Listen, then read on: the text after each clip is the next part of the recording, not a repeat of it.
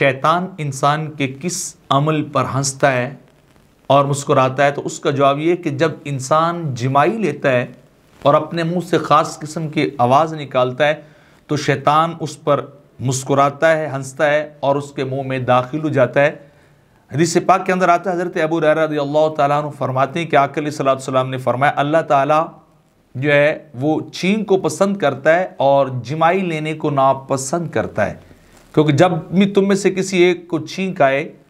तो वो अल्लाह की तारीफ़ करे और सुनने वाला उसका जवाब जो है यार हमको अल्लाह की सूरत में दे। और जो जिमाई लेना है मुंह खोल कर, ये शैतान की तरफ से होता है। जहाँ तक तुम्हारे लिए मुमकिन हो तुम्हें उसको रोकना चाहिए, लेकिन अगर ऐसा ना हो सके तो जब तुम में से कोई एक भी जिमाई ले तो उससे शैतान जो है वो मुस्कुराता है और जो उसके मुंह में वो दाखिल हो जाता है।